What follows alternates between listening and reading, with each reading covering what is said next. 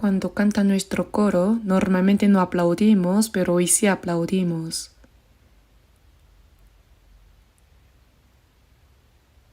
Sí, al concluir este año, estamos terminando este retiro de invierno llenos de la gracia de Dios. Han participado muchas personas de todo el país. Juntos hemos escuchado la palabra, hemos tenido comunión y también hemos tomado un tiempo para prepararnos y planificar el nuevo año.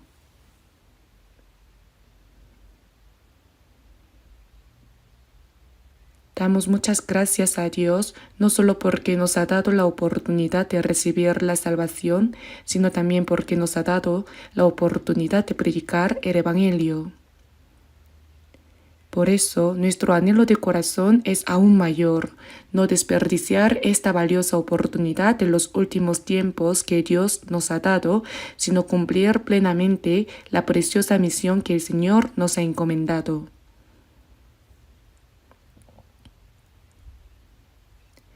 Hoy es el último tiempo de este retiro de invierno.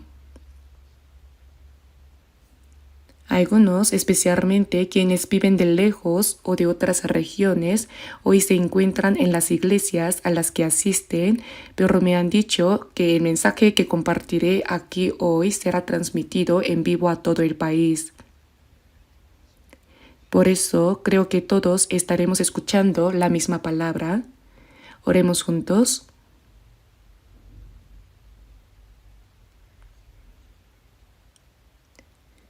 Padre Dios misericordioso que nos amas, te damos gracias por la gran gracia con la que en este tiempo final que tú has determinado, nos has salvado y nos has distinguido como pueblo santo. Gracias porque estás con nosotros y nos ayudas para que en el tiempo que nos queda de vida vivamos sirviéndote, predicando el Evangelio y caminando en obediencia.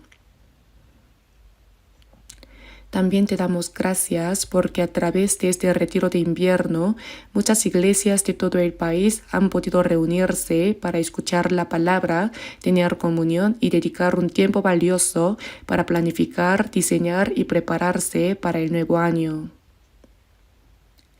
En todas las muchas iglesias que hay en nuestro país y en el mundo, damos gracias y creemos que Dios está con todos los hermanos y hermanas que aún en medio de las dificultades guardan la fe y proclaman el Evangelio, ayudándolos y guiándolos.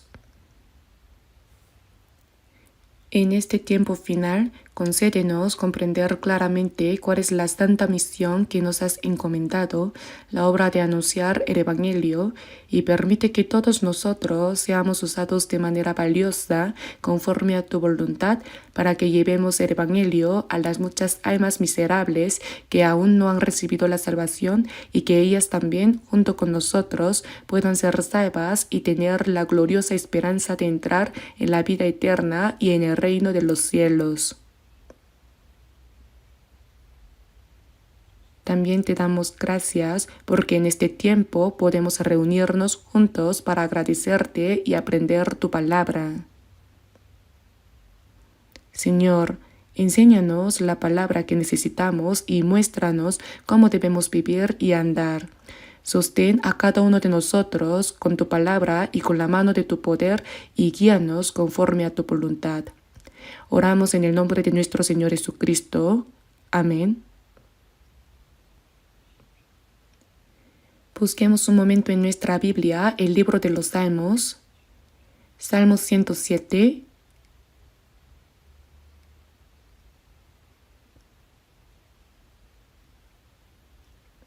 Salmo 107, desde el versículo 1 hasta el versículo 3. Salmo 107, desde el versículo 1 hasta el versículo 3, leamos juntos. Alabad a Jehová, porque eres bueno, porque para siempre es su misericordia. Díganlo los redimidos de Jehová, los que ha redimido del poder del enemigo, y los ha congregado de las tierras del oriente y del occidente, del norte y del sur.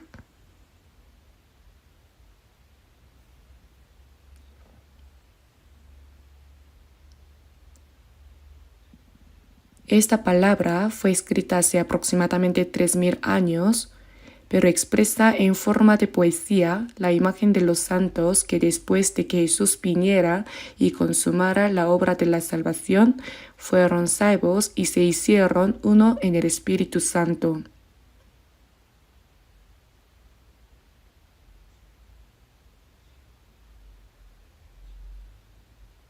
Dad gracias al Señor. Los que han recibido la salvación no pueden otra cosa que vivir dando gracias a Dios en todo tiempo. Como dice la palabra, dad gracias en todo. Damos gracias incluso por el hecho de que ahora mismo estamos respirando y con vida. Damos gracias porque entre tantas personas de este mundo pudimos conocer la grande gracia y el amor de Dios y recibir la salvación. Y damos gracias también porque después de haber sido salvos dentro de la iglesia, donde Dios obra junto con nosotros, podemos tener comunión entre los santos y vivir obedeciendo la palabra bajo la ayuda y la guía del Señor. Alabad a Jehová porque eres bueno, porque para siempre es su misericordia. La santa voluntad de Dios es buena y la misericordia que Él nos ha concedido es gracia. Porque para siempre es su misericordia, díganlo los redimidos de Jehová. Los redimidos de Jehová. La palabra redención significa que por las almas que iban a perecer a causa del pecado, el Hijo unigénito de Dios que no tenía pecado, murió en nuestro lugar y derramó su sangre expiando eternamente nuestros pecados. Eso es la redención. Díganlo los redimidos de Jehová. El hecho de que hayamos sido redimidos por esa tan grande gracia de Dios, ¿no es algo verdaderamente asombroso? Díganlo. ¿Qué es lo que debemos decir? Los que ha redimido del poder del enemigo. El adversario de Dios y nuestro adversario es el enemigo, el diablo. Nosotros que estábamos bajo el poder de Satanás y en medio del pecado, a punto de perecer para siempre, hemos sido redimidos. De esta manera, Dios nos rescató del poder de Satanás y los ha congregado de las tierras del oriente y del occidente, del norte y del sur. Dios nos salvó a nosotros que andábamos dispersos, cada uno siguiendo su propio camino, lejos de Él, y nos reunió en Cristo desde el oriente y el occidente, desde el norte y el sur. ¿No es una palabra que se siente tan real y cercana? Los santos que están en Corea también, siempre que tienen oportunidad, desean reunirse. Y los hermanos y hermanas redimidos que están en todo el mundo, aunque no nos conozcamos todos personalmente, somos uno en el corazón. Si fuera posible, todos desearíamos reunirnos, tener comunión, alabar la gracia y la gloria de Dios y darle gloria a Él. Por eso está escrito, y los ha congregado de las tierras del oriente y del occidente, del norte y del sur. Pero en 2 de Tesalonicenses capítulo 2 leemos, pero con respecto a la venida de nuestro Señor Jesucristo y nuestra reunión con Él. Cuando el Señor regrese y venga en el aire, los santos que fueron salvos en el tiempo del Antiguo Testamento, desde Abraham e incluso antes, también estarán allí. Abel, hijo de Adán, fue salvo por la gracia de Dios, es decir, todos los santos del Antiguo Testamento que recibieron la salvación, así como todos los santos del Nuevo Testamento y todos los cristianos salvos que ahora viven sobre la tierra, se reunirán delante del Señor. Por lo tanto, será una multitud inmensa la que se congregará. En cuanto a la venida de nuestro Señor Jesucristo y a nuestra reunión con Él, dice la Escritura, todos nos reuniremos. Será un gran encuentro. A nuestro alrededor estarán los ejércitos de ángeles, mirarán la gracia de Dios, la gracia por la cual nosotros fuimos salvos, y se gozarán, y junto con nosotros entonarán alabanzas. Solo con imaginarlo ya es algo asombroso, y ciertamente ese día llegará. Por eso, y los ha congregado de las tierras del oriente y del occidente, del norte y del sur. En Cristo Dios nos ha hecho uno. Debemos recordar siempre esa gran gracia de Dios, meditar en ella y vivir con gratitud para la voluntad y la gloria de Dios. El propósito de nuestra salvación no es darnos alguna cosa buena de esta tierra. Nos salvó para darnos como esperanza la vida eterna y la gloriosa herencia de su reino. Ahora veamos brevemente el Salmo 116. Salmo 116, versículos 8 y 9. Leamos juntos también. Pues tú has librado mi alma de la muerte, mis ojos de lágrimas y mis pies de resbalar. Andaré delante de Jehová en la tierra de los vivientes.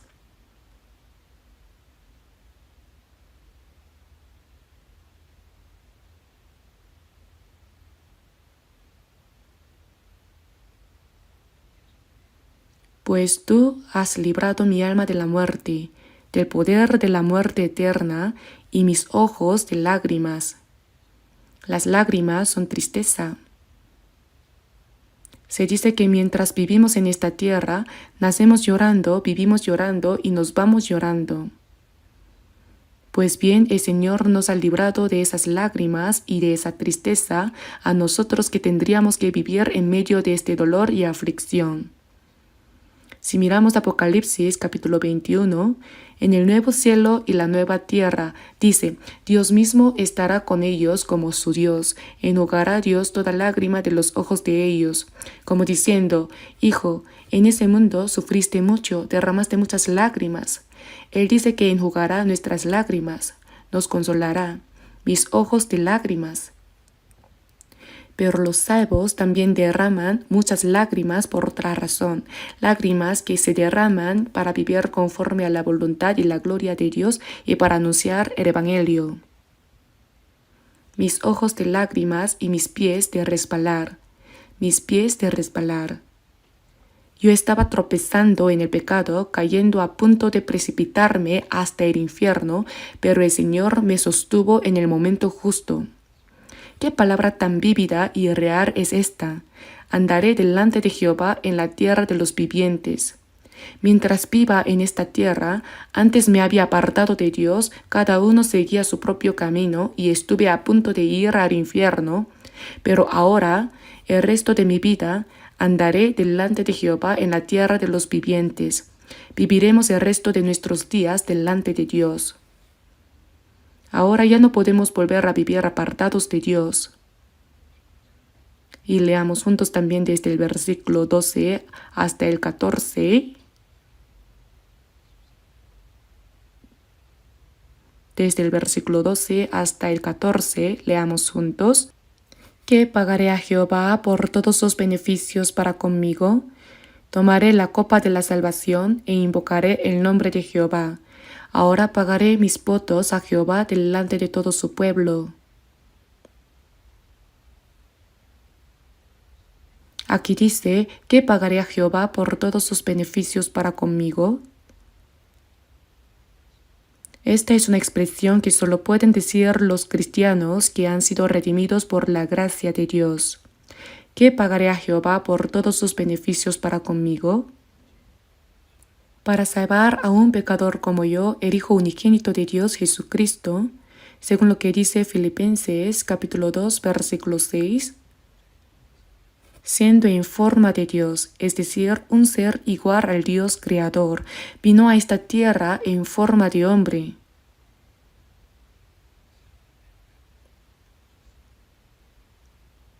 Dios vino a este mundo en apariencia humana para salvarnos. No estimó el ser igual a Dios como cosa a que aferrarse, dejó a un lado la posición de ser igual a Dios, sino que se despojó a sí mismo, tomando forma de siervo, hecho semejante a los hombres, y no como un hombre de alta posición, sino tomando el lugar más bajo. Y estando en la condición de hombre, se humilló a sí mismo, haciéndose obediente hasta la muerte. Aquel santo y glorioso, sin pecado alguno, se hizo como un siervo y obedeció hasta la muerte para salvar a los pecadores, y muerte de cruz.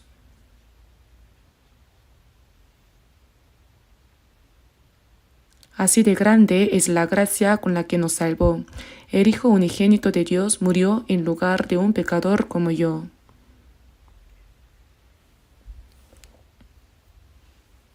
Si una hormiga estuviera en una situación difícil y para salvar a esa sola hormiga una persona muriera en su lugar, eso sería algo absurdo.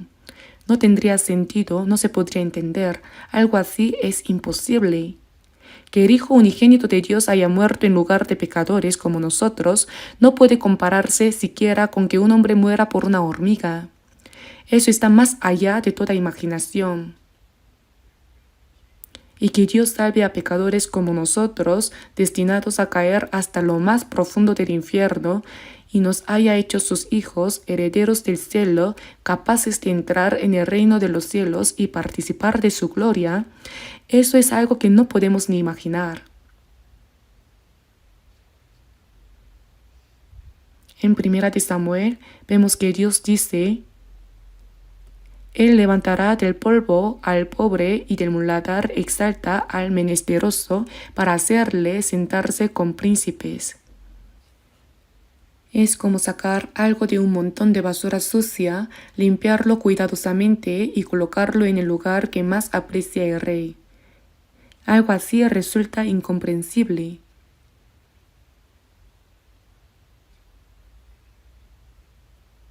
Él levanta del polvo al pobre y del muladar exalta al menesteroso para hacerle sentarse con príncipes y heredar un sitio de honor. Ese sitio glorioso. No lo podemos comprender, eso es obra de Dios. Y después de recibir la salvación, hasta que entremos en el reino de Dios, Él nos sigue guiando, cargando con nuestra debilidad, conduciéndonos en la verdad y ayudándonos. Toda esa gracia, ¿verdad? Por eso dice: ¿qué pagaré a Jehová por todos sus beneficios para conmigo? Esa gracia no debemos olvidarla ni por un momento. ¿Qué pagaré a Jehová por todos sus beneficios para conmigo? Esa gracia no la podemos pagar, pero en el himno dice: por ese amor y esa gracia, aunque no puedo pagarlas, con mi débil corazón y mi humilde cuerpo seré siervo del Señor. No puedo pagarla, pero yo soy siervo del Señor. Viviré únicamente para Él y conforme a su voluntad. Ese es el anhelo sincero que debemos tener. ¿Qué pagaré? ¿Con qué podemos pagar? Después de haber sido salvos, ya no vivimos para cumplir nuestros propios deseos ni para lo que nosotros queremos, sino para pagar esa gracia. ¿No es así?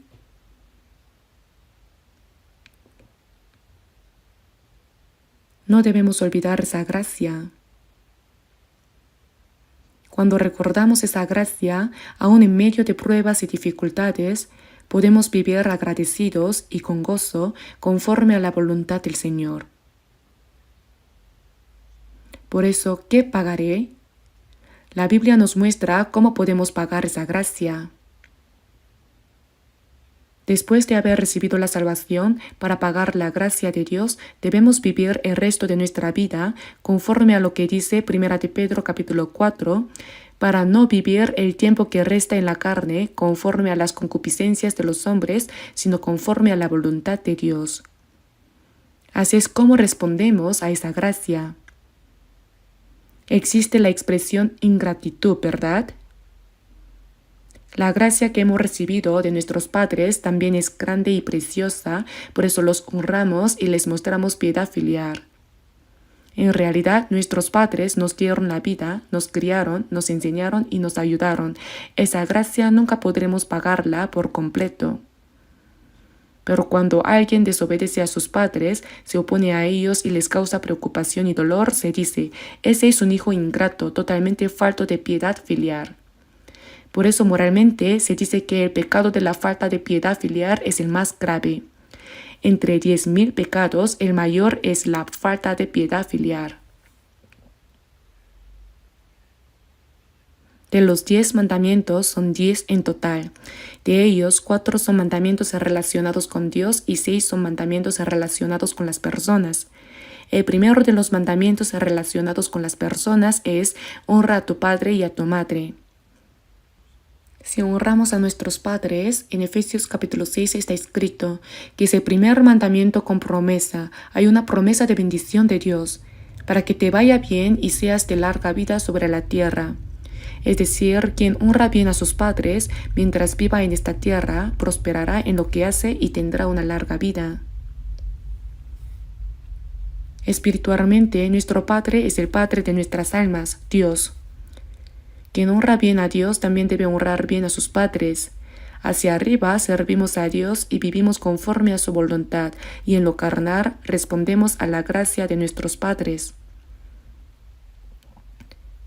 Pero hay quienes son desobedientes a sus padres e incluso les dicen, ¿por qué me diste a luz? ¿Qué has hecho por mí?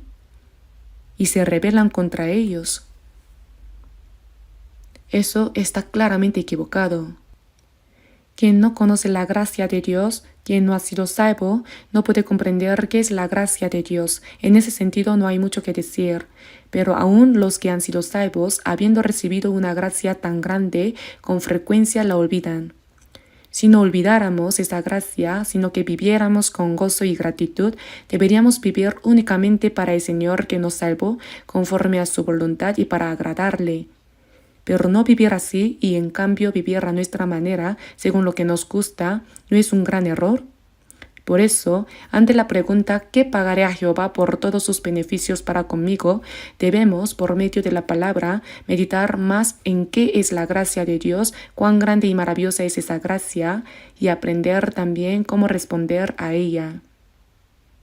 Y a partir de ahora debemos vivir constantemente una vida que pague esa gracia, una vida para la voluntad y la gloria de Dios sin caer en pruebas ni tentaciones.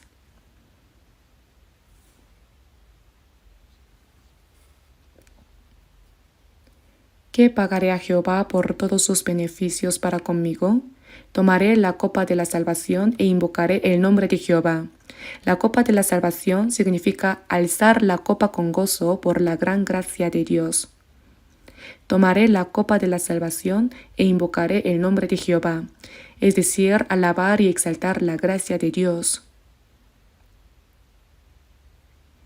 Ahora pagaré mis votos a Jehová delante de todo su pueblo. Todo el pueblo de Jehová se refiere a los santos que han sido salvos. Ahora, una vez que hemos sido salvos, vivir delante de Dios significa vivir delante de los santos que han sido salvos. Hay muchos hermanos y hermanas que han sido salvos como nosotros. Algunos están cerca, otros lejos y otros en distintas partes del mundo, aunque no los hayamos conocido personalmente. Delante de todo su pueblo, es decir, delante de los santos salvos, pagaré mis votos a Jehová. ¿Cuáles son mis votos?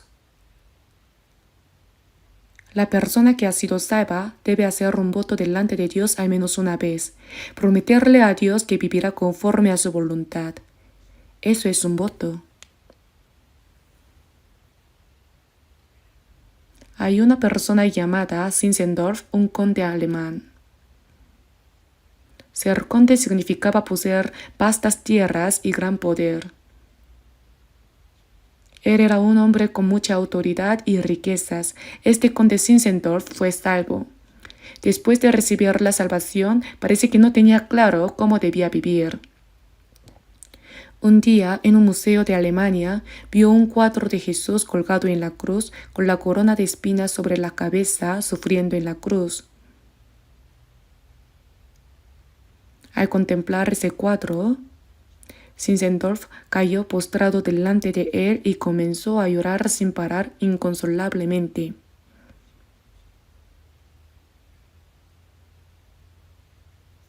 Pensó, el Señor sufrió así en la cruz, llevando la corona de espinas, y murió para salvar a un pecador como yo.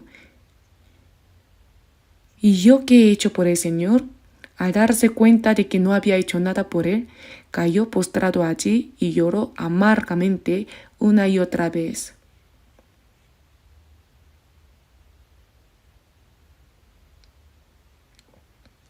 Y delante de ese cuadro hizo una promesa al Señor. A partir de ahora, viviré verdaderamente solo para el Señor.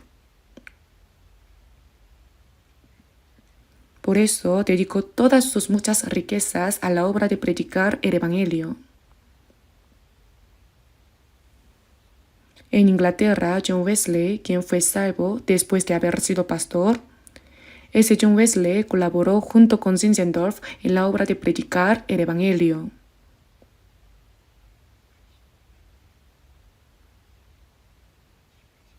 En el siglo XVIII, cuando el Evangelio se extendía por todo el mundo, se dice que tanto John Wesley como Zinzendorf dedicaron todas sus posesiones a la obra del Evangelio y vivieron así. ¿Acaso no es algo totalmente natural? Si uno es pobre, ofrecer todo lo que tiene dentro de su pobreza. Si uno es rico, no vivir disfrutando su riqueza para su propia satisfacción, sino ofrecerlo todo para pagar la gracia de Dios que salvó a un pecador como yo y vivir el resto de la vida de esa manera. ¿No es eso lo correcto? ¿Y dónde se hace esto? Delante de todo su pueblo. Se hace delante de la comunidad santa, no yéndose lejos a hacer algo en secreto para que nadie lo sepa, sino delante de la comunidad santa. Pagaré mis votos a Jehová. Eso es un voto. Zinzendorf también prometió, de ahora en adelante viviré conforme a la voluntad de Dios, para el Evangelio del Señor y para la gloria del Señor. Eso es un voto, una promesa hecha a Dios. ¿Alguna vez después de haber recibido la salvación han hecho una promesa a Dios de vivir únicamente conforme a su voluntad para su voluntad y su gloria? Es necesario hacer un voto. Hay que hacer ese voto y vivir conforme a él. ¿Acaso hacer un voto da miedo? ¿Tememos no poder cumplirlo después de hacerlo? Si hacemos un voto, debemos cumplirlo. Mi alma, mi cuerpo y todo lo que soy ya pertenecen al Señor. Entonces, ¿qué tiene de difícil vivir para el Señor? ¿De qué habría que preocuparse? Vivir conforme a la voluntad del Señor y para su gloria es nuestro gozo y también nuestra gloria. Cuando damos gloria a Dios, Él promete darnos esa gloria a nosotros. En la medida en que glorificamos a Dios, Él nos recompensará con gloria eterna. Por eso, aunque esta palabra fue escrita hace mucho tiempo, pienso que es una palabra que solo los cristianos pueden comprender y poner en práctica. Si todavía hay alguien que delante del Señor que lo salvó para vivir conforme a su voluntad no ha hecho un voto como Zinzendorf, le animo a que en oración haga ese voto delante de Dios. En 1 Corintios capítulo 6 versículo 19 dice, «No sois vuestros porque habéis sido comprados por precio. Glorificad pues a Dios en vuestro cuerpo». Nuestro cuerpo y nuestra alma no nos pertenecen. El Señor nos compró a un precio muy alto. Y en 1 Corintios capítulo 7 versículo 23 dice, «Por precio fuisteis comprados». En otras traducciones dice, «Por un precio precioso, por un precio costoso». No os hagáis esclavos de los hombres. Mi cuerpo tampoco es mío, pertenece al Señor. Ahora existimos únicamente para la voluntad y la gloria de Dios. El tiempo que nos queda de vida es para vivirlo para el Señor, pero somos muy débiles. Para pagar la gracia del Señor, el tiempo que se nos ha dado es demasiado corto, ¿no es así? Somos frágiles y el tiempo que tenemos es breve. Por eso no podemos permitirnos, aún así, dar la espalda a la voluntad de Dios, olvidar su gracia y vivir a nuestro propio antojo.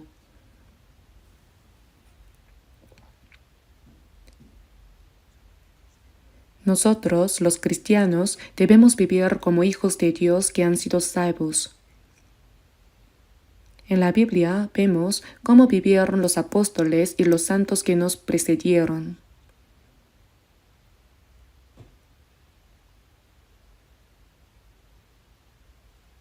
Y no digan, ellos vivieron así, pero yo, ¿cómo alguien como yo va a poder vivir para el Señor de esa manera? No digan eso. Porque se nos ha dado la misma gracia, la misma vida y la misma esperanza gloriosa. Entonces, ¿por qué pensar así?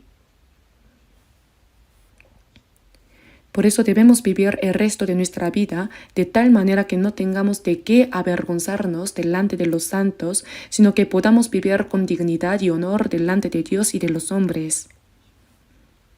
El tiempo que se nos ha dado es demasiado corto, ¿no es así? No te jactes del día de mañana, porque no sabes qué dará de sí el día. ¿Qué es vuestra vida? Ciertamente es neblina que se aparece por un poco de tiempo y luego se desvanece. En Santiago capítulo 4 versículo 13 dice, hoy y mañana iremos a tal ciudad y estaremos allá un año y traficaremos y ganaremos. Cada uno tendrá sus planes y sus propias ideas, pero la Biblia dice, no sabéis lo que será mañana. También en Proverbios capítulo 27 versículo 1 dice, no te jactes del día de mañana. Más adelante ganaré mucho dinero y viviré muy bien. ¿Y luego qué? Aunque vivan así, ¿qué sentido tiene? ¿Eso es realmente tan envidiable? Hermanos, a nuestro alrededor hay personas ricas, personas que parecen vivir muy bien, ¿no es así? Ganan cantidades enormes de dinero. Hay gente que posee fortunas de decenas de billones. Aunque comieran y vivieran toda la vida, no podrían gastarlo todo. Algunos tienen miles de millones, cientos de millones. Y uno podría pensar, ojalá yo fuera así. ¿Por qué mi vida es tan humilde? ¿Realmente piensan así? Pero cuando vemos la riqueza y la gloria de este mundo, no debemos olvidar la gracia que el Señor nos ha concedido. Esa gracia es 1000 veces, 10.000 veces, billones de veces mayor que todo eso. Hemos recibido una gracia tan grande. Cuando miren la riqueza y la gloria de este mundo, recuerden la gracia que el Señor les ha dado. Hemos recibido una gracia que no puede cambiarse por nada en este mundo. Así que ahora no deberíamos vivir con orgullo. No vivan con complejo de inferioridad. ¿Cómo se dijo que eran esas personas los ricos de este mundo? ¿Con qué se les comparó? Con cerdos de un banquete, ¿verdad? Y pensándolo bien, es una expresión muy acertada. Al cerdo del banquete lo alimentan bien, lo engordan. Entonces el cerdo piensa, parece que mi dueño me quiere mucho, todos los días me da de comer. Si gruño, enseguida me trae más comida. Pero ¿cuál es el propósito? Engordarlo para matarlo el día del banquete. Hermanos, si lo piensan así, tiene todo el sentido. En Job capítulo 21 está escrito, ¿por qué viven los impíos y se envejecen y aún crecen en riquezas? Sus casas están a salvo de temor, ni tiene azote de Dios sobre ellos. Es decir, aumentan sus bienes, sus hijos son como rebaños, prosperan en todo. Y dice, pasan sus días en prosperidad y en paz descienden al Seol. Cuando uno lee Job capítulo 21, realmente se siente muy real. También en los Salmos aparece lo mismo. Al ver que los impíos prosperan, mientras uno intenta vivir conforme a la voluntad del Señor y aún así enfrenta sufrimientos y dificultades. Por eso al ver esto, el salmista dice, en cuanto a mí casi se deslizaron mis pies, por poco resbalaron mis pasos. Dijo, yo quiero vivir conforme a la voluntad de Dios y tengo dificultades, pero ¿por qué los impíos prosperan así? Es que a los impíos Dios los deja tranquilos hasta el día en que van al infierno, no interviene con ellos. Así como uno no se mete en lo que hacen los hijos de otros, del mismo modo a los que no han sido salvados Dios los deja. Pero a los hijos de Dios que han recibido la salvación, Él no los deja vivir como quieren. A través de pruebas y aflicciones nos entrena, nos forma y nos educa. ¿No es así? Ahora bien, en todo caso, nosotros los cristianos que hemos sido salvos, el título que quiero compartir hoy es La misión más grande del cristiano. Sinceramente me preocupa si podré hablar de este tema de una manera que esté a la altura del título. La misión más grande del cristiano. Los cristianos tenemos la misma vida que hemos recibido, la misma esperanza y el mismo propósito de vida. Hemos recibido la misma gracia, la misma vida y la misma esperanza, y ahora también tenemos el mismo propósito para vivir, ¿no es así? Por eso, leamos brevemente juntos 2 de Corintios capítulo 5, versículo 15, 2 de Corintios capítulo 5, versículo 15, 2 de Corintios capítulo 5, versículo 15. Leamos juntos. Y por todos murió, para que los que viven ya no vivan para sí, sino para aquel que murió y resucitó por ellos.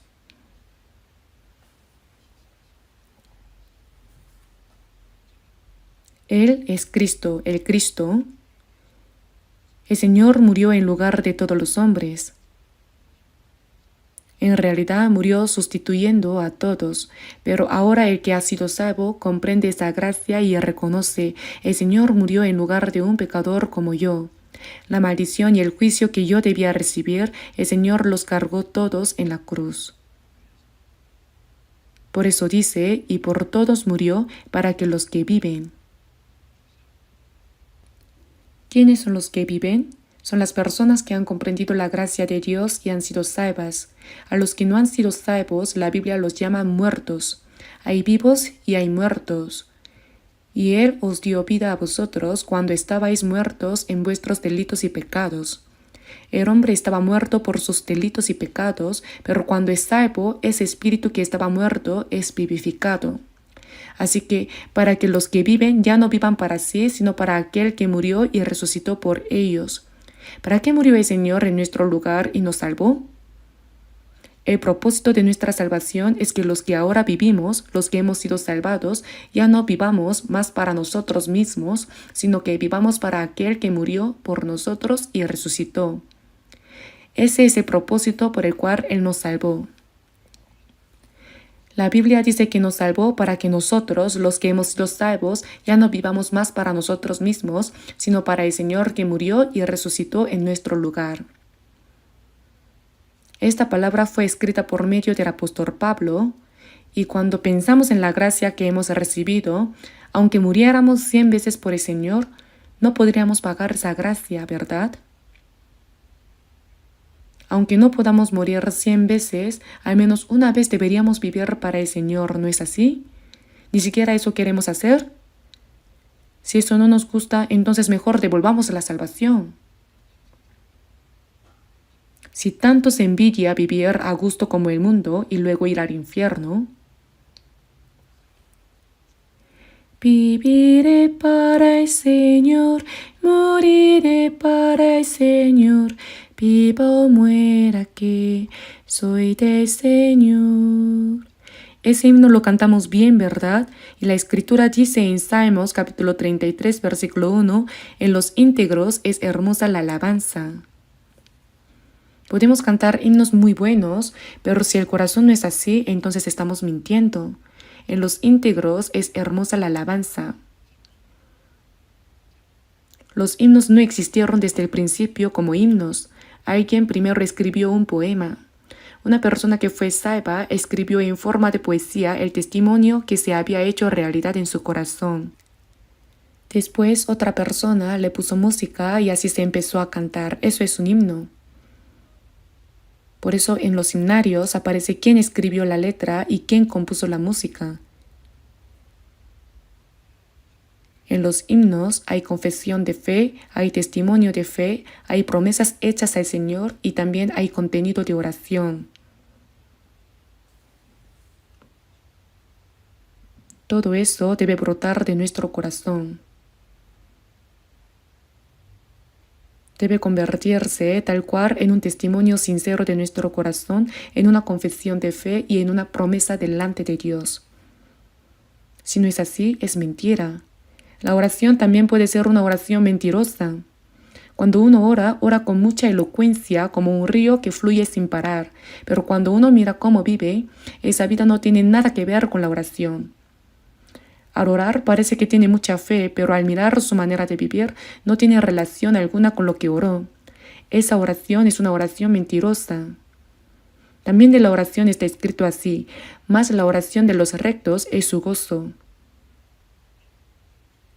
Dios sabe perfectamente si nuestra oración y nuestra alabanza brotan con sinceridad de la conciencia o si son mentira. Él lo sabe todo, ¿verdad? Así que no oren con mentira. No canten alabanzas con mentira. En los íntegros es hermosa la alabanza. Aquí nuestro coro canta muy bien y uno piensa, el coro debe llevar una buena vida cristiana. El contenido de los himnos es tan profundo y tan bueno. Y quienes escuchan también comparten ese mismo sentir. Yo personalmente estoy muy agradecido por el coro. Además, cantan con melodías tan hermosas que conmueven profundamente nuestro corazón.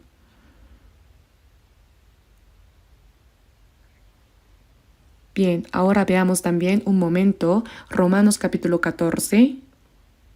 Romanos capítulo 14. Romanos capítulo 14, versículos 7 y 8. Romanos capítulo 14, versículos 7 y 8. Leamos juntos. Porque ninguno de nosotros vive para sí y ninguno muere para sí. Pues si vivimos, para el Señor vivimos, y si morimos, para el Señor morimos. Así pues, sea que vivamos o que muramos, del Señor somos.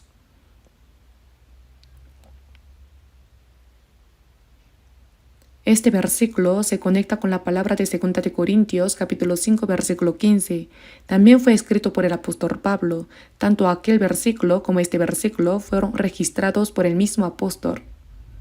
Pues si vivimos, para el Señor vivimos, y si morimos, para el Señor morimos. Cuando dice vivimos, se refiere a nosotros, los que hemos sido salvos. Nosotros, los santos que estamos aquí, los santos en todo el país y los muchos santos salvos en todo el mundo, compartimos un mismo corazón. ¿Qué pagaré a Jehová por todos sus beneficios para conmigo? Porque ninguno de nosotros vive para sí y ninguno muere para sí. Pues si vivimos, para el Señor vivimos, y si morimos, para el Señor morimos. Así pues, sea que vivamos o que muramos, del Señor somos.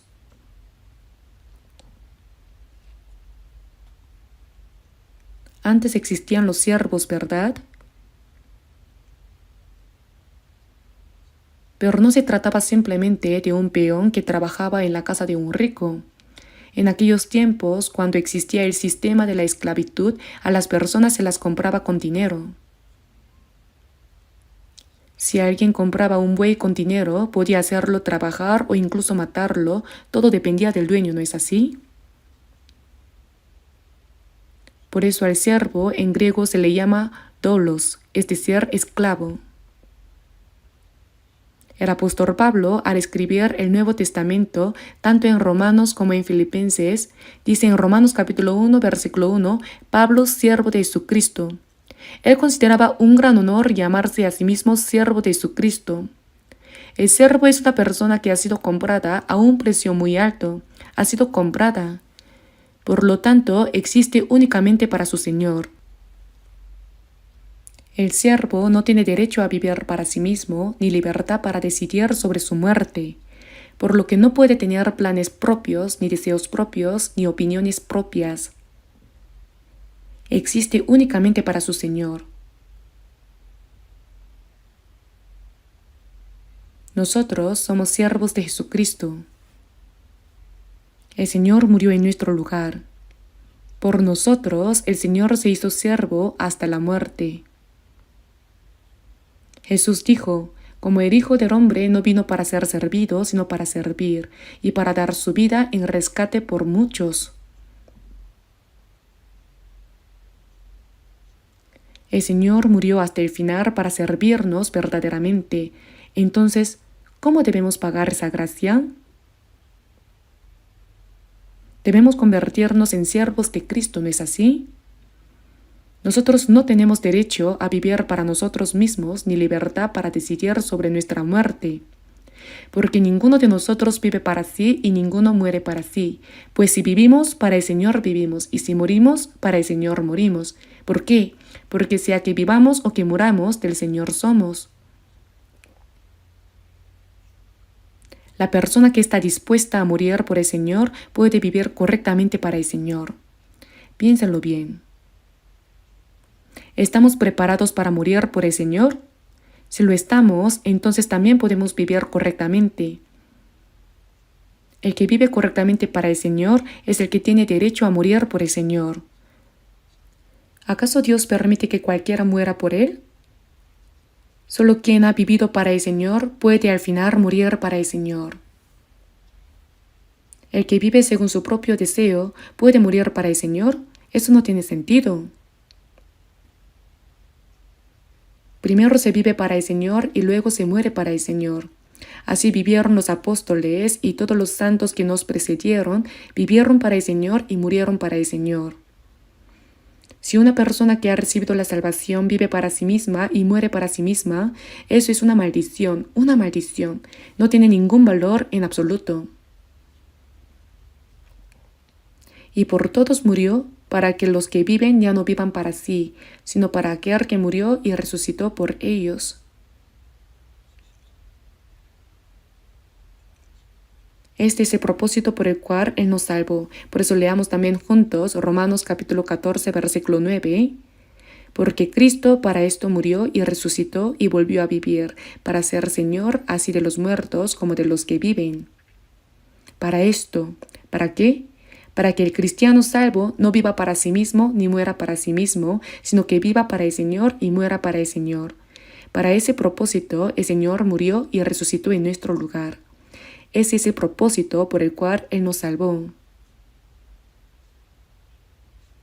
Si no lo sienten de manera real, escriban este versículo bíblico y pónganlo bien delante de su escritorio o colóquenlo en el techo para verlo antes de dormir.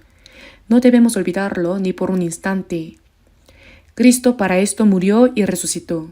¿Para qué? Para que el que ha sido salvo no viva para sí mismo ni muera para sí mismo, sino que tanto si vive como si muere lo haga para el Señor. Por eso el Señor murió en nuestro lugar. Cuando vivimos para el Señor y llegamos incluso a morir para el Señor, entonces se cumple el propósito por el cual Él nos salvó. ¿Cuánto se alegrará el Señor? Él podrá decir con satisfacción y gozo, valió la pena morir en lugar de esa persona, morí y resucité para darle vida eterna. ¿No es así?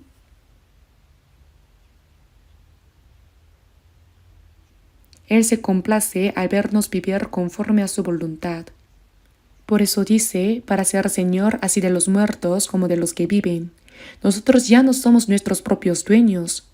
Ya no vivimos para nuestros padres, ni para otros, ni para nosotros mismos, sino para el Señor que nos salvó.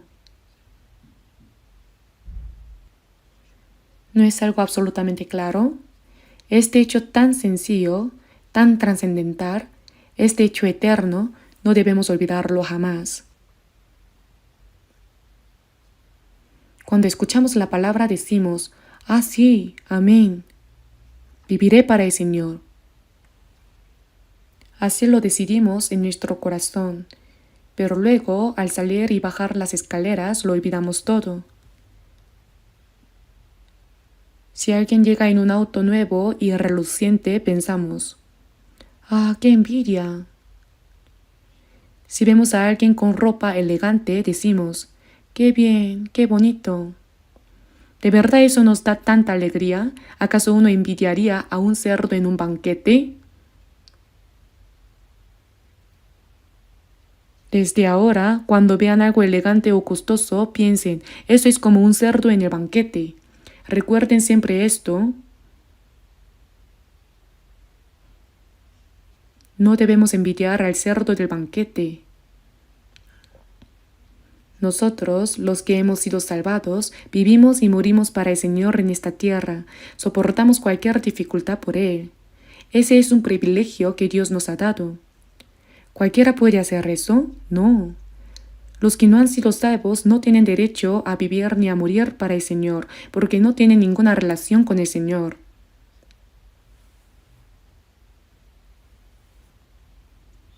Por eso, veamos por un momento el Salmo 118, versículo 17. Salmo 118. Salmo 118, versículo 17. Leamos juntos. No moriré, sino que viviré y contaré las obras de Jehová. No moriré, sino que viviré. El que ha sido salvo no debe morir, sino vivir. Cuando un cristiano muere, ¿a dónde va? Estimada es a los ojos de Jehová la muerte de sus santos. Cuando un salvo muere, Dios lo considera algo muy valioso. En Apocalipsis capítulo 14 versículo 13 dice, oí una voz que desde el cielo me decía, escribe, bienaventurados de aquí en adelante los muertos que mueren en el Señor. Si dice el Espíritu, descansarán de sus trabajos, porque sus obras con ellos siguen. Quienes han sido salvos y viven para el Señor y luego mueren en el Señor, descansarán de sus trabajos, porque sus obras con ellos siguen. Quien vivió conforme a la voluntad del Señor para pagar su gracia, al morir termina su trabajo en la tierra y entra inmediatamente en gloria.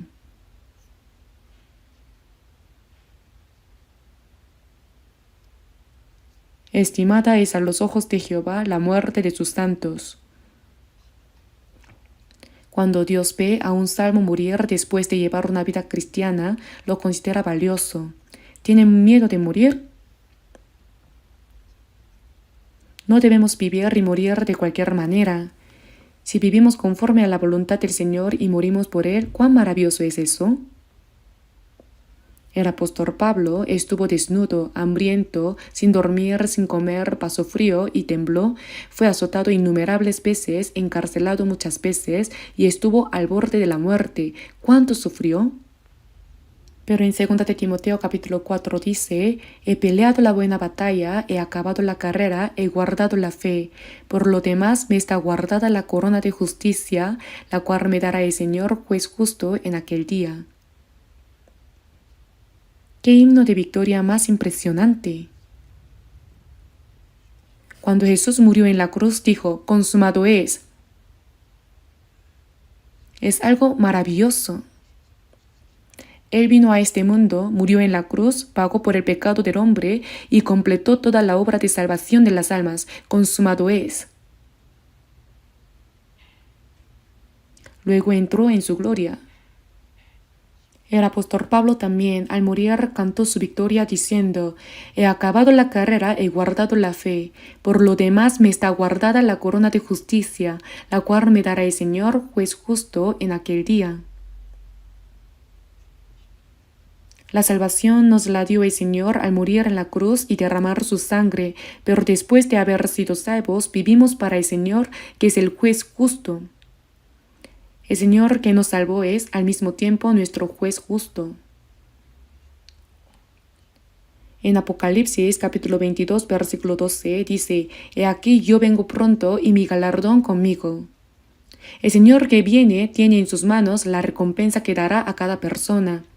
para recompensar a cada uno según sea su obra. Dice a cada uno. Todos recibimos la salvación, pero la vida cristiana de cada uno es diferente. Algunas personas viven o mueren completamente por el Señor, enfrentando cualquier sufrimiento, dificultad o prueba solo por Él. En cambio, hay quienes, aunque dicen haber recibido la salvación, viven de manera cómoda y conveniente según les convenga. Aunque uno reciba la verdadera salvación y tenga comodidad en la carne, ¿acaso eso es bendición? Vamos a ver cuál es la verdadera bendición. No, eso no lo es. Cuando el Señor venga para recompensar a cada uno según sea su obra. En 1 Corintios capítulo 4 dice, entonces cada uno recibirá su alabanza de Dios. ¿Solo habrá alabanzas? No, también habrá reprensiones. Habrá tanto la alabanza, buen siervo y fiel, como la reprensión, siervo malo y negligente.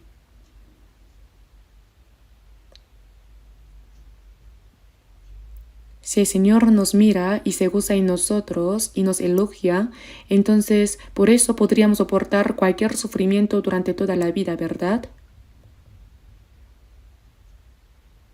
Delante del Señor que nos salvó, no debería suceder que aunque hayamos recibido la salvación, cuando el Señor nos mire se sienta avergonzado por nosotros y muestre tristeza.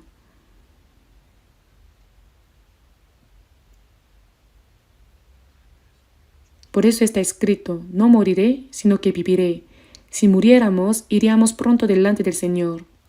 Hay personas que después de recibir la salvación, cuando enfrentan un poco de dificultad, dicen, ojalá pudiera ir pronto delante del Señor. Ese tipo de palabras tampoco deben decirse a la ligera. Esa palabra debería decirla a alguien que haya vivido de manera digna para el Señor, pero alguien que ni siquiera ha vivido así y dice, quisiera irme pronto. ¿Para qué quiere irse tan rápido? Si uno muere, va delante del Señor, pero antes de morir no debería hacer algo que agrade al Señor, algo por lo cual pueda recibir gloria cuando esté delante de Él. Por eso aquí dice, no moriré, sino que viviré, y contaré las obras de Jehová. ¿Cuál es el propósito de que no muramos y sigamos viviendo? ¿Tenemos algún apego al mundo, algún deseo? ¿Queremos vivir una vez de manera llamativa como otros? No, no es eso. Hay varias razones por las que debemos vivir y no morir, y entre ellas está, contaré las obras de Jehová. ¿Cuáles son las obras que Dios ha hecho? Él creó el universo y gobierna la historia, pero ¿cuál es la obra más grande de todas? Que hizo morir a su Hijo unigénito en lugar de nosotros para expiar eternamente nuestros pecados y salvar nuestras almas. Esa es la obra suprema que Dios ha realizado. Dios puede hacer cualquier cosa con su palabra y su poder. Pero hay una cosa que no puede hacerse solo con la palabra y el poder de Dios, la salvación del alma. ¿Por qué? Porque la paga del pecado es muerte, y sin pagar el precio del pecado no se puede salvar al pecador. Si Dios salvara al pecador sin pagar el precio del pecado, Dios no sería un Dios justo. Sería negarse a sí mismo. Como Dios es un Dios justo, el precio del pecado debe pagarse necesariamente. Si nosotros tuviéramos que pagar ese precio, no nos quedaría otra opción que caer en el infierno. Entonces, ¿qué debía hacerse para salvarnos? Dios mismo tenía que resolver ese precio del pecado. Y para resolverlo, envió a su Hijo unigénito, igual a Él, en forma de hombre, y permitió que Él, siendo sin pecado, muriera en lugar de nosotros. Uno murió por todos. Jesús no es descendiente de Adán.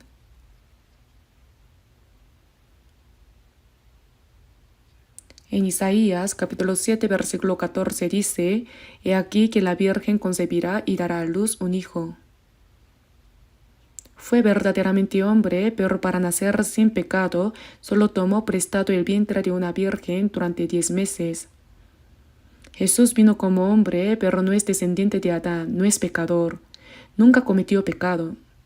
Jesús es quien cumplió perfectamente la ley de Dios, solo Jesús es justo. El justo murió en lugar de los pecadores. Por eso Dios llevó a cabo la obra de salvar a pecadores como nosotros. ¿Existe una obra más grande que aquella en la que el Hijo unigénito de Dios tuvo que sacrificarse? Esa obra es mucho más grande que la historia de crear y gobernar el universo. Por eso, nosotros que hemos recibido la salvación, al comprender y creer en la obra que Dios hizo, esa obra tan grandiosa de expiar los pecados de todo el mundo sacrificando a su Hijo unigénito, proclamar ese Evangelio que salva solo por la fe en esa gracia es la manera más grande en que podemos pagar la gracia de Dios. No moriré, sino que viviré, y contaré las obras de Jehová. En el Salmo 66, versículo 16 dice: y contaré lo que ha hecho a mi alma. Dios ha hecho cosas por nuestra alma. Debemos proclamar esa historia de salvación. Eso es lo que debemos hacer mientras vivimos y no morimos. Debemos recordar esto siempre. Quienes han recibido la salvación, al escuchar estas palabras, sienten cómo su corazón se conmueve y piensan: así es, debo vivir por el Señor y por el Evangelio del Señor. Pero eso no significa que todos se conviertan en predicadores, misioneros o pastores. Sin embargo, la esperanza de la vida eterna y de ir al cielo es la misma, y el propósito de vivir también es el mismo, solo cambia la forma de hacerlo. Por eso, algunos se esfuerzan en los negocios, en el trabajo, ganando dinero, y usan solo una pequeña parte para sí mismos, dedicando la mayor parte a la predicación del Evangelio. Hay muchos hermanos y hermanas así. ¿Y no es así como llevamos a cabo la misión mundial? Actualmente son 1.160 iglesias en 82 países para la misión mundial. Me refiero a las iglesias en el extranjero. También hay muchas iglesias con dificultades dentro del país. La misión mundial se realiza mayormente en países pobres. ¿Saben cuánto cuesta enviar una sola familia de misioneros? Si uno solo piensa en el dinero, no podría enviar misioneros.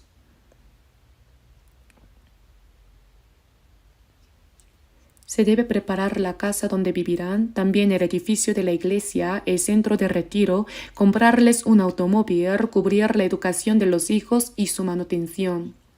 Cada 3 años vienen a su país de origen con toda la familia y se debe pagar todos los pasajes. Por eso, este año se pagó, disculpen que lo diga, 21.000 millones de won para la misión en el extranjero. Pero los pastores no enfatizan: hagan ofrendas, no se hace. En el último retiro de invierno lo mencioné una vez. Eso podemos hacerlo entre nosotros. Las personas que no han sido salvas podrían pensar: aquí también insisten en las ofrendas. Por eso a los pastores nos gusta menos predicar sobre las ofrendas. Incluso sin hacerlo, todo va bien naturalmente sin dificultad. Y cuando digo naturalmente, no significa por sí solo. Los hermanos y hermanas, aunque no se les diga, ya saben lo que han aprendido.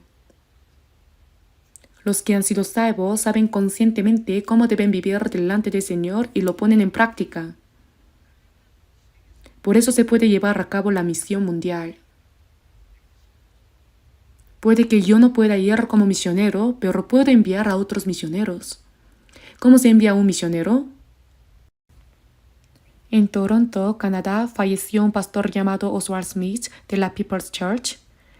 En un libro que escribió titulado El gran deber de la vida de los santos, Pasión por las almas, lo he leído varias veces, incluso llorando mientras leía. Era una persona extraordinaria. En una sola iglesia envió a 350 misioneros.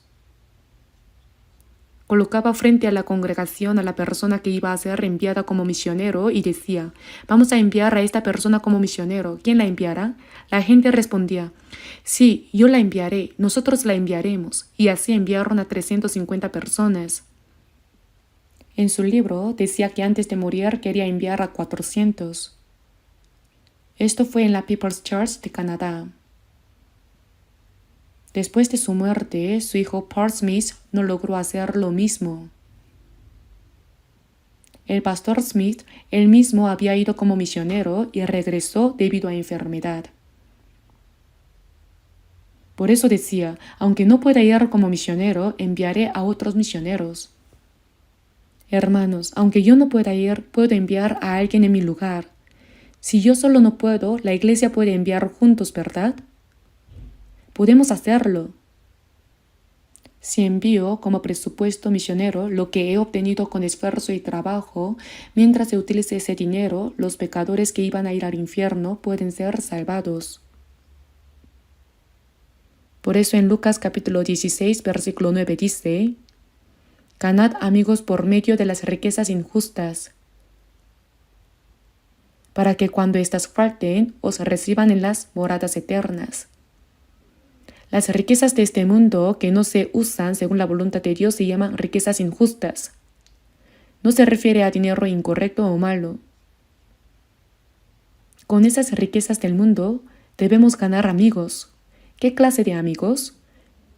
No amigos de copas ni amigos extraños, sino amigos para la morada eterna, amigos que irán al cielo. Como dice Juan capítulo 15, nadie tiene mayor amor que este, que uno ponga su vida por sus amigos. Vosotros sois mis amigos si hacéis lo que yo os mando. El Señor murió en la cruz para salvar a pecadores como nosotros y hacernos sus amigos. Es decir, murió en la cruz para hacernos amigos eternos. Que uno ponga su vida por sus amigos. Murió en la cruz para salvar a pecadores como nosotros y hacernos sus amigos. Nadie tiene mayor amor que este. Vosotros sois mis amigos si hacéis lo que yo os mando. Quienes han sido salvos, al saber que el Señor entregó su vida por nosotros, también hacemos lo mismo, salvar otras almas. Esa es la evidencia de que somos amigos del Señor. El Señor murió para hacernos amigos siendo pecadores como nosotros, así que yo también debo actuar de la misma manera para ganar otros amigos. Ese es el significado. Por eso vivimos en esta tierra para pagar la gracia de Dios, y entre todas las formas de corresponder, la más grande es dar testimonio de la gracia del Señor y salvar a las muchas almas que están destinadas a perecer. Proclamar este evangelio es la misión más grande que nosotros, los cristianos, debemos cumplir en la tierra. En Hebreos capítulo 2, versículo 3 dice: ¿cómo escaparemos nosotros si descuidamos una salvación tan grande? ¿Saben cuán grande es la salvación que hemos recibido? Crear y gobernar todo el universo, Dios puede hacerlo solo con su palabra, ¿verdad? Dios no hay nada que no pueda hacer con su palabra y su poder. Sin embargo, hay algo que ni la palabra ni el poder de Dios pueden hacer: salvar el alma del hombre. ¿Existe algo más grande que aquello que requiere que el Hijo unigénito de Dios muera? Hay personas que tienen autoridad, riqueza y un poder inmenso.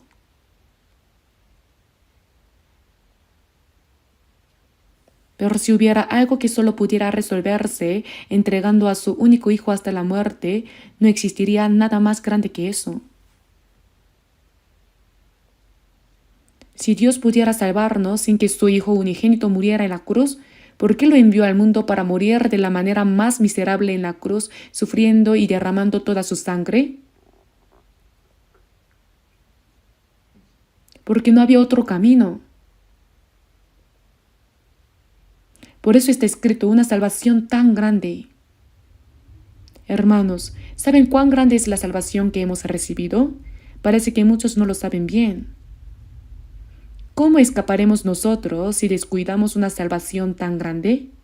Descuidar significa tratarla como algo trivial sin valor. Así menospreció Esaú la primogenitura. Lo hizo de manera ligera, sin prestarle atención. La primogenitura que le correspondía la vendió por un plato de lentejas. De manera similar, aunque predicamos a la gente diciendo, debes recibir la salvación, debes recibirla, algunas personas descuidan esta salvación tan grande, por eso no la reciben pensando, ya la recibiré después, esa salvación no es gran cosa. Fui a un área rural en la provincia de Cholabukto para evangelizar y muchos jóvenes fueron salvados. Incluso los miembros del coro se salvaron, así que toda la iglesia estaba llena de jóvenes, a pesar de ser una iglesia rural. Todos estaban muy felices, pero había un anciano que me dijo, ¿se alegran por esa clase de salvación? Yo dije, ¿qué dijo? ¿Dijo esa clase de salvación? Su rostro se puso rojo y dijo, tiene razón, me equivoqué, pero no era un error. En su corazón pensaba esa clase de salvación. Él había construido varias iglesias rurales y dijo que había hecho grandes cosas en la iglesia. Pero al ver que alguien se alegraba solo por recibir la salvación, menospreció esa salvación. Hermanos, ¿cómo escaparemos nosotros si descuidamos una salvación tan grande? La salvación que hemos recibido es tan grande y valiosa, que aunque conozcamos el valor de nuestra propia salvación, no debemos menospreciar la salvación de otros. Si sabemos que la vida que recibimos es grande y valiosa, también debemos considerar la salvación de los demás como grande y valiosa. ¿Y qué debemos hacer entonces? Debemos predicarla. Nosotros, como Jesús y Pablo, debemos sacrificar nuestro tiempo, nuestro material, nuestra libertad e incluso nuestra felicidad para salvar el alma de una persona. Los apóstoles de la iglesia primitiva murieron predicando el Evangelio. Fueron martirizados. Vivimos demasiado cómodamente y todavía buscamos estar más cómodos. Si vivimos con el propósito de predicar el Evangelio y andar según la voluntad del Señor, incluso en medio de dificultades y sacrificios, habrá gozo y gratitud. Por eso, proclamar el Evangelio y salvar el alma de una persona es un mandato solemne que el Señor nos ha dado, la misión más grande en la tierra, el propósito de nuestra vida como cristianos y también un privilegio. Hermanos, aunque el presidente de Estados Unidos hable con gran autoridad como si fuera un gobernante del mundo, ¿puede él con todo su poder salvar el alma de una sola persona? Ni muerto podría hacerlo. El hombre más rico del mundo podría con toda su fortuna salvar el alma de una sola persona, tampoco puede. Un médico que puede salvar a un paciente moribundo puede curar el alma de una sola persona. De ninguna manera. Incluso ahora que los científicos envían cohetes a la Luna y a Marte, ¿puede un científico enviar un alma al cielo? No, nadie puede. Pero nosotros sí podemos. Nosotros sí podemos hacerlo. ¿Podemos descuidar una salvación tan grande cuando tenemos la capacidad de hacerlo? ¿Vamos a vivir olvidando esa gran obra que podemos realizar? Con un poco de ayuda, alguien que va camino al infierno puede ir al cielo. Hermanos, supongamos que voy conduciendo por la carretera y veo a una persona que está muriendo a causa de un accidente de tránsito. Yo soy el primero en verlo. ¿Qué debería hacer? ¿Pasar de largo diciendo, ¡ay, qué pena, ya se va a morir? No. Por muy ocupado que esté, debo detenerme, subirlo a mi auto y llevarlo al hospital o llamar de inmediato al 911 para salvarle la vida. En fin, debo hacer todo lo que esté a mi alcance para salvar a esa persona, ¿verdad? Si uno ve a alguien muriendo y hace como si no lo hubiera visto porque está ocupado o le resulta molesto, eso es un homicidio indirecto, ¿no es así?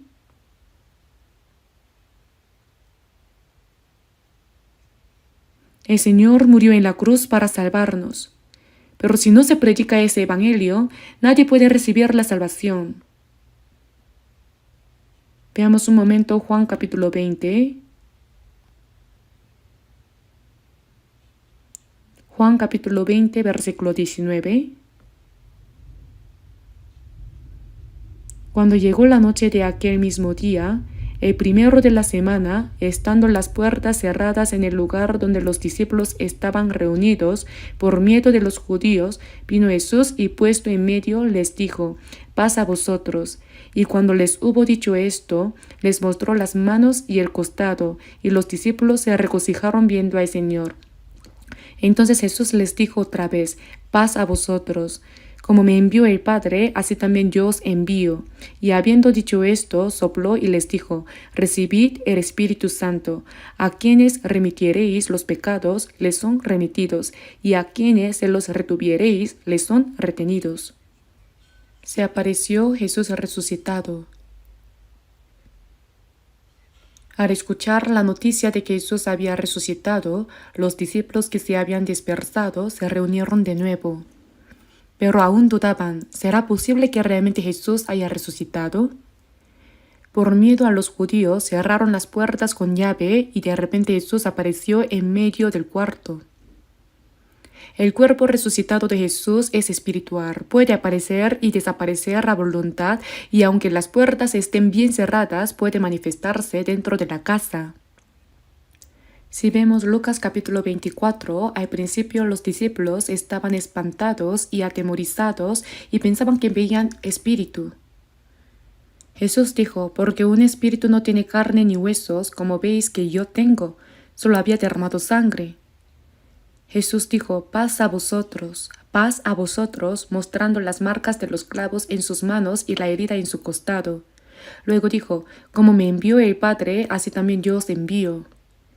¿Cuál fue el propósito por el cual el Padre lo envió?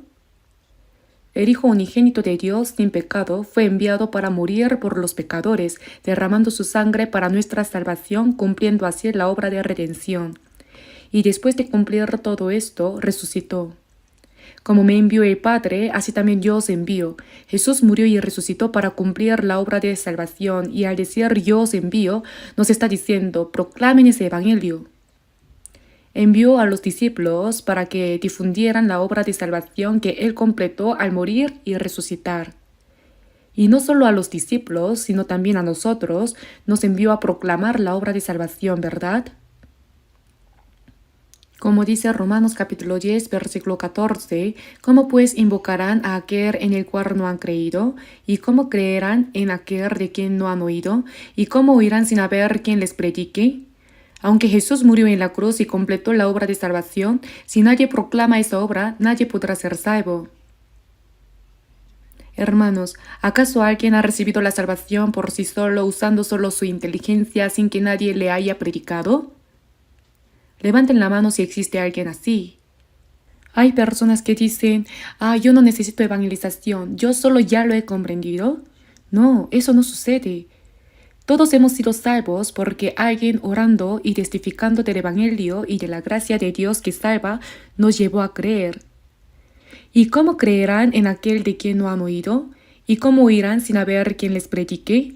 Así que la fe es por el oír y el oír por la palabra de Dios. Debemos escuchar y comprender la palabra para poder creer. Aunque nosotros hayamos recibido la salvación, si los salvos se quedan callados y no la proclaman, nadie podrá ser salvo. ¿Qué deben hacer entonces? Jesús dijo: recibid el Espíritu Santo. A quienes remitiereis los pecados, les son remitidos, y a quienes se los retuviereis, les son retenidos. Todo santo tiene el Espíritu Santo.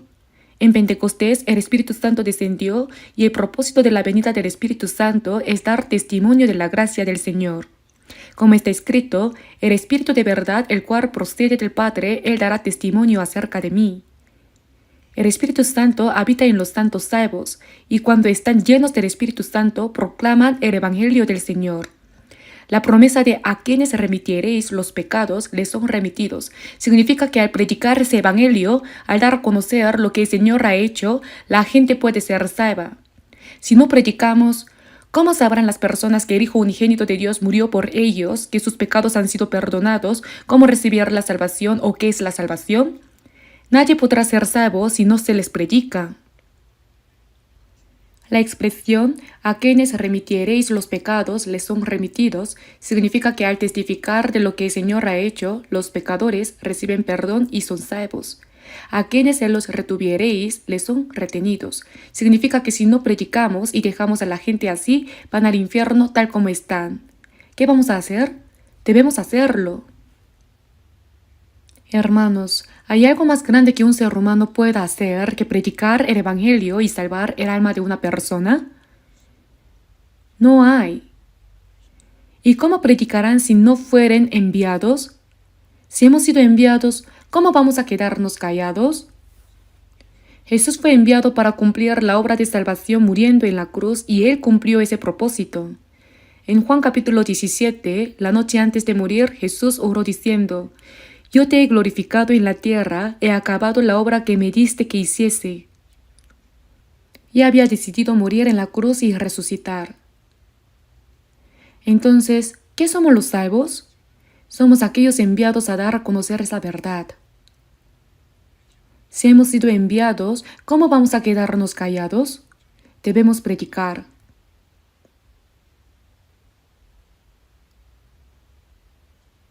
Con un poco de ayuda, esa persona podría ser salva, pero decimos, ¡qué fastidio! Estoy ocupado. Además, seguro que no escuchará. Y así no predicamos. ¿Saben cuán grande es el pecado de no predicar? En Santiago capítulo 4, versículo 17 dice, «Y al que sabe hacer lo bueno y no lo hace, ¿qué más dice? Le es pecado». Ya lo saben bien.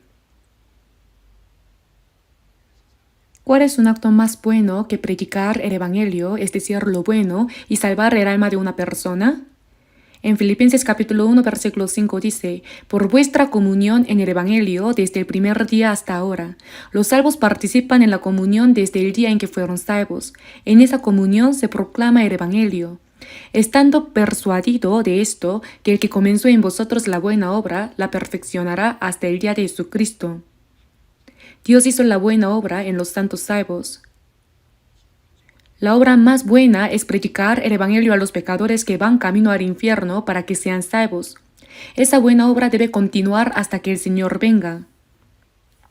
Efesios capítulo 3, versículo 20 dice, «Y a aquel que es poderoso para hacer todas las cosas mucho más abundantemente de lo que pedimos o entendemos, según el poder que actúa en nosotros». Que actúa en nosotros. Dios obra en los salvos. ¿Qué obra? La obra de la salvación. Si se unen, vivirán. Si se dispersan, si se unen, ¿quién vive? Muchas almas son salvadas. Cuando los salvos se esfuerzan y cooperan juntos. Aunque el carbón arda intensamente, si se lo esparce se apaga, ¿lo entienden? El Evangelio no se realiza porque yo solo sea inteligente o trabaje duro, es la cooperación. En nosotros el Señor obra. Individualmente podemos parecer débiles, pero cuando nos reunimos, como el fuego que se apaga puede encenderse nuevamente si se junta, lo mismo pasa con el Evangelio. Aunque individualmente seamos débiles y sin fuerza, si oramos juntos y cooperamos por el Evangelio, el Señor obra entre nosotros. Para hacer todas las cosas mucho más abundantemente de lo que pedimos o entendimos, según el poder que actúa en nosotros. ¿Qué entendemos y qué pensamos? Que más almas sean salvadas, para hacer todas las cosas mucho más abundantemente. Si nos dispersamos, muchas personas irán al infierno. Si nos unimos, muchas almas serán salvadas. Ahora un momento en Proverbios capítulo 24, que estamos por terminar. Proverbios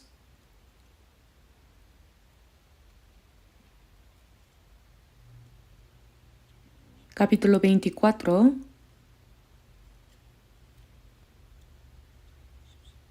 Proverbios capítulo 24, versículos 11 al 12, versículos 11 al 12, leamos juntos. Libra a los que son llevados a la muerte, salva a los que están en peligro de muerte, Porque si dijeres, ciertamente no lo supimos, ¿acaso no lo entenderá el que pesa los corazones? El que mira por tu alma, él lo conocerá, y dará al hombre según sus obras.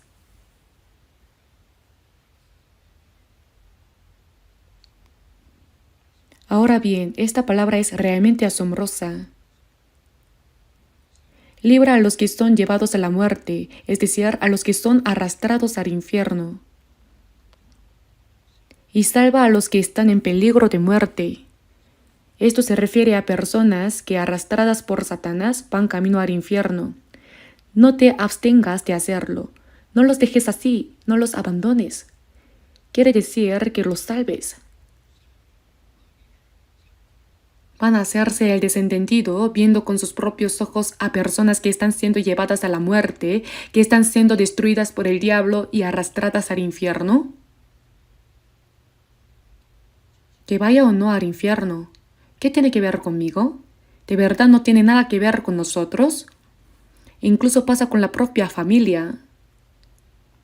Cuando los padres nos dicen que tú creas bien y vayas al cielo, respondemos diciendo, sí está bien, y después no evangelizan.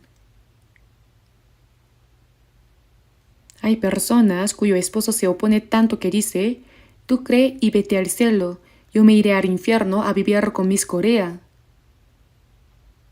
Y todavía lo dicen con gusto. ¿Creen que en el infierno hay mis Corea? Allí todos son como demonios. ¿Y aún así los dejamos? ¿Decimos, está bien, vete al infierno y los abandonamos? No. Hay que seguir orando, llorando, suplicando anhelosamente con todo el corazón. Aunque tome tiempo, pueden llegar a recibir la salvación. No se desanimen. Salva a los que están en peligro de muerte, porque si dijere, ciertamente no lo supimos. ¿Qué no lo supimos? Qué bien miente, ¿verdad? ¿Decir que no saben? Caín mató a Abel a pedradas y Dios le preguntó, ¿dónde está Abel tu hermano? Y él respondió, no sé, ¿soy yo acaso guarda de mi hermano? Dijo eso después de matarlo con total descaro.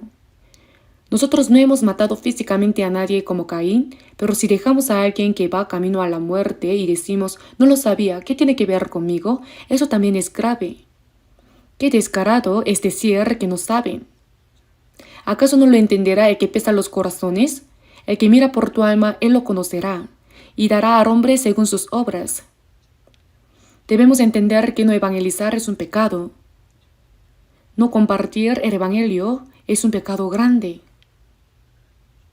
En 1 Corintios capítulo 9 versículo 16 el apóstol Pablo dijo, pues si anuncio el evangelio no tengo por qué gloriarme porque me es impuesta necesidad y ay de mí si no anunciare el evangelio. No dijo que simplemente sería un problema si no evangelizaba, sino que habría un ay. Dios nos ha dado la gracia de poder proclamar el evangelio y también nos ha dado su palabra, pero no la compartimos. En Ezequiel capítulo 3, versículo 17, leemos, Hijo de hombre, yo te he puesto por atalaya a la casa de Israel. Oirás pues tú la palabra de mi boca y los amonestarás de mi parte. El atalaya está en la torre de vigilancia y ve que el enemigo se acerca. ¿Qué debe hacer? ¿Toca la trompeta de dormir? No, toca la trompeta de advertencia.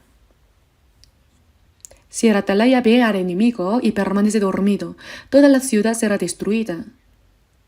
Por eso Dios dice al atalaya, su sangre demandaré de tu mano. Si no predicamos la palabra a los impíos y ellos mueren, Dios pedirá cuentas por esa sangre. Hay responsabilidad.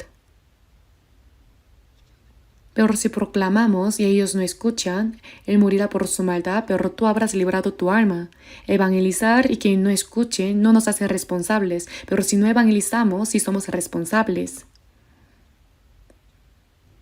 Ahora también deben entender que no predicar el evangelio es un pecado. Vivimos en los últimos tiempos y en estos últimos tiempos Dios nos ha confiado la misión más grande de proclamar el último evangelio.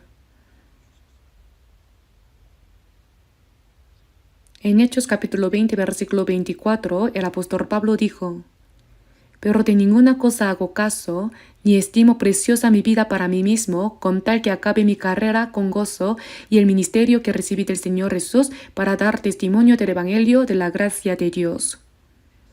Dijo que hasta cumplir plenamente la obra de anunciar el Evangelio de la gracia, no consideraba su vida como algo de valor. Por la obra de predicar el Evangelio estaría dispuesto a morir incluso 100 veces. ¿Y nosotros? Nosotros también hemos sido salvados por la misma gracia. Entonces, ¿por qué permanecemos indiferentes? Que vaya o no al infierno, ¿qué responsabilidad tengo yo? ¿Cómo voy a hacer eso? ¿Por qué no podemos hacerlo? Entonces, cuando oramos juntos, cooperamos, nos reunimos para orar y aprender la palabra, ¿para qué lo hacemos? ¿No es para predicar el Evangelio? Oramos y cooperamos para esa obra, para traer a las almas perdidas delante del Señor y hacer que escuchen la palabra. Trabajamos con esfuerzo, usamos solo un poco de ese dinero para nosotros y lo ofrecemos como ofrenda misionera para salvar a las almas que van camino al infierno. Por más que lo miro, no parece haber hoy una organización que haga misiones mundiales como la nuestra. Dios nos ha confiado la misión mundial y a cambio la responsabilidad que tenemos es enorme. ¿Acaso eso se hace solo? La mayoría son países pobres. Ahora se están construyendo centros de retiro en muchos lugares, también en África y en Chile. Se están edificando centros de retiro por todas partes y en España incluso hemos comprado un excelente centro de retiro. Tengo muchas ganas de ir, ya me están diciendo que vaya y probablemente el próximo año, en primavera, tendré que ir. Todo eso lo estamos enviando y sosteniendo nosotros. Con todo respeto, ni Estados Unidos puede hacer la misión mundial de esta manera. Japón tampoco puede, Europa tampoco. Eso se está haciendo desde Corea. ¿No es algo asombroso? La Iglesia de Corea. Debemos hacer esta obra con todas nuestras fuerzas hasta el último momento. No nos cansemos, pues, de hacer bien, porque a su tiempo cegaremos, si no desmayamos. Cuando hacemos la buena obra de Dios, no debemos cansarnos. Ya no puedo más. ¿Por qué? Si estamos vivos, ¿por qué no podríamos? Basta con hacerlo hasta morir. También debemos orar para que se levanten muchos obreros del Evangelio, fieles y prudentes. En Mateo capítulo 9 leemos, a la verdad la mies es mucha, mas los obreros pocos. Rogad pues al Señor de la mies. El Señor de la mies es Dios, que envíe obreros a su mies. Señor, envía muchos segadores fieles y leales, muchos obreros de tu Evangelio. Ayer, ¿acaso no establecimos a 15 de nuestros predicadores como pastores? Dios nos ha dado muchos obreros fieles y leales. Nosotros debemos orar por los obreros que Dios ha levantado y ayudarlos para que puedan predicar el Evangelio. ¿Qué pasaría si no los respaldamos? En tiempo de guerra, hay soldados que en el frente se enfrentan al enemigo y luchan por la nación y el pueblo. Pero si en la retaguardia solo comen, beben y se entregan a la diversión y no proveen armas ni alimentos a los que combaten en el frente, todos morirán. Los que están en la retaguardia deben orar, cooperar y ayudar a los soldados que en el frente arriesgan su vida luchando contra el enemigo. Tenemos muchísimo que hacer. El propósito de nuestra vida es únicamente la obra de predicar el Evangelio, y hay muchas cosas que cada uno puede hacer. El apóstol Pablo en Efesios capítulo 6 y en Colosenses capítulo 4 pide que oren por él. Yo también quisiera pedir encarecidamente que oren por mí, aunque hay muchísimas personas que ya oran por mí. Hay muchos que oran por nuestros predicadores y misioneros, pero no basta solo con orar, también envían generosamente ofrendas misioneras. Por eso ahora estamos trabajando con tanto empeño. Debemos ayudarlos para que puedan realizar esa obra. Aunque yo no lo haga, todo saldrá bien. Sí puede que salga bien aún sin esa persona, pero ¿hay manera de escapar de esa responsabilidad delante de Dios? Cuando Dios pregunte, después de haber sido salvo, ¿qué hiciste? ¿Qué responderán? Hay algo que pueden hacer, búsquenlo. ¿Por qué no habría? El día de la venida del Señor está demasiado cerca. No nos quedan muchos días para evangelizar. Por eso, en el último tiempo que se nos ha concedido, debemos hacer lo que podamos hacer. Aunque no lo hayamos hecho hasta ahora, desde este nuevo año podemos comenzar con un corazón renovado. No es tarde. Demos lo mejor de nosotros. Damos gracias de que el Señor no haya venido en este 2025. Quizá venga el próximo año. Realmente el día de la venida del Señor está muy cerca. Hasta el día en que el Señor venga, hagamos todo lo que esté a nuestro alcance. Después de haber sido salvos, para que nuestra vida no sea en vano, hagámoslo juntos. No es algo que uno haga solo. El Señor nos ayudará. En 2 de Corintios, capítulo 9, leemos: Y el que da semilla al que siembra y pan al que come, proveerá y multiplicará vuestra sementera y aumentará los frutos de vuestra justicia. El que siembra escasamente, también segará escasamente, y el que siembra generosamente, generosamente también segará. Sembrar significa mi sacrificio, mi sufrimiento. Si hay mucho sufrimiento y mucho sacrificio, muchos serán salvos. Si el sacrificio es poco, pocos serán salvos. Y el que da semilla al que siembra y pan al que come, proveerá y multiplicará vuestra sementera y aumentará los frutos de vuestra justicia. Cuando hacemos la obra del Señor, Él nos ayuda para que podamos hacerla. Yo creo eso. Cuando hacemos, Él nos ayuda en todo para que podamos hacerlo. Y el que da semilla al que siembra y pan al que come, proveerá y multiplicará vuestra sementera y aumentará los frutos de vuestra justicia. Pero si no hay ese corazón, Dios nos deja. Está bien, vive como quieras. ¿Acaso obliga Dios a alguien a trabajar? No. Debemos hacer la gran obra de Dios con un corazón voluntario y con gozo. Mas busca primeramente el reino de Dios y su justicia, y todas estas cosas os serán añadidas. Ese reino se refiere a predicar el Evangelio, y la justicia consiste en vivir obedeciendo la voluntad de Dios.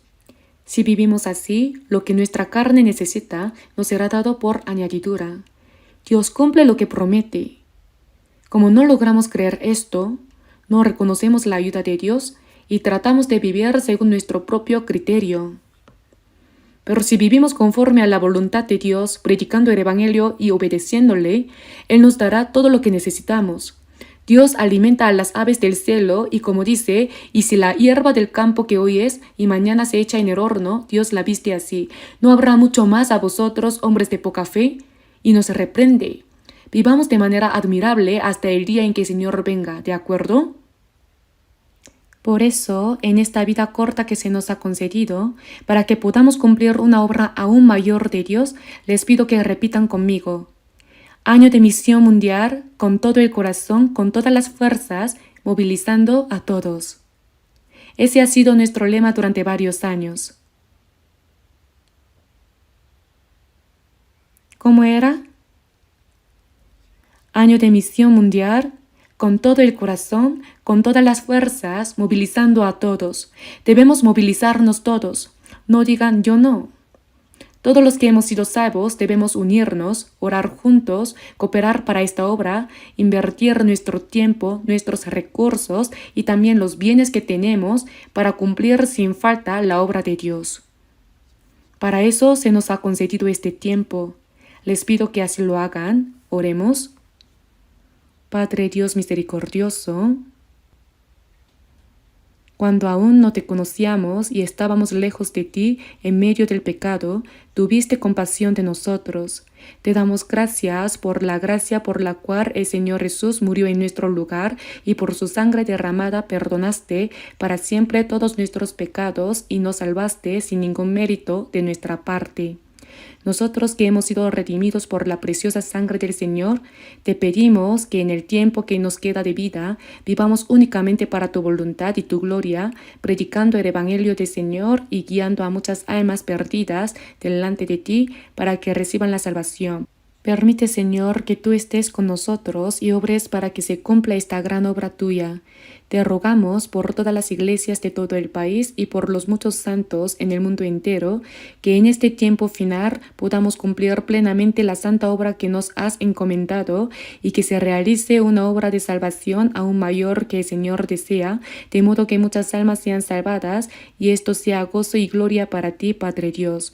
Oramos en el nombre de nuestro Señor Jesucristo. Amén.